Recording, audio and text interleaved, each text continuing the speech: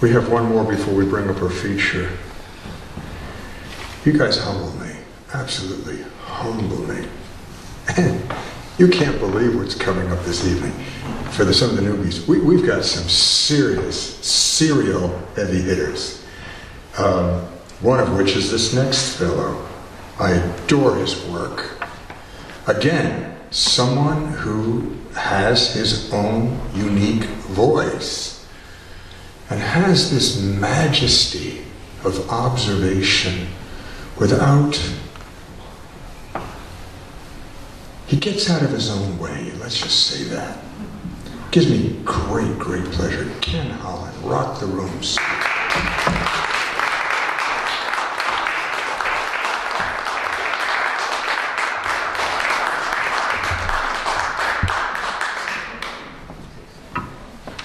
I can see you applauding for an introduction like that, just for the elocution, let alone what I've got. The rains in Spain. Exactly. Apologies to anybody who might have been, I read this a few months ago at CAPS, so a few of you might have been there. This is called The Tectonics of Words. Of course words break bones, consonants like sledgehammers, letters bricked into syllables. I bring my words to you on a pallet. An industrial forklift lays them at your feet. My voice is carried on waves of diesel fume. If I've asked you to bear more weight than I could have borne myself, for what it's worth, I'm breaking too. The earth is a fracturing of land masses. Valbara, Laurentia, Rodinia, Avalonia, Gondwana, Pangaea. We've been breaking apart for 4 billion years. And we name each of these ruptures as if to cauterize their broken boundaries. Come, this is my hand I've laid at the ocean's edge.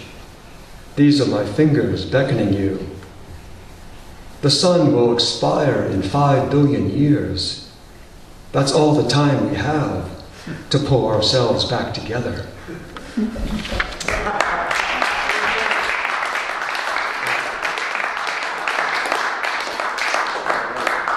This is a short poem. It's called The Five Senses. My father, what he said to me tasted like spent gunpowder, smelled like sun-soaked skin, sounded like a forest startled from silence, felt like air cracking its whip, looked like love imitating love.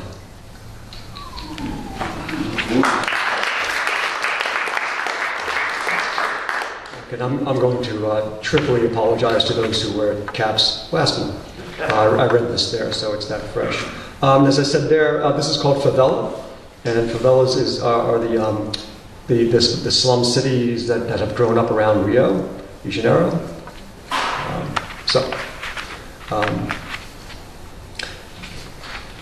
You handed me your glasses and asked that I look inside your head. So I did. I peered in closely, as though reading the small font of footnotes. And my God, the squalor. The topography of your thoughts was a tent city of poverty, thick as paste. You were everywhere within, and held out your many hands to guide me over viscous runnels of jellied water.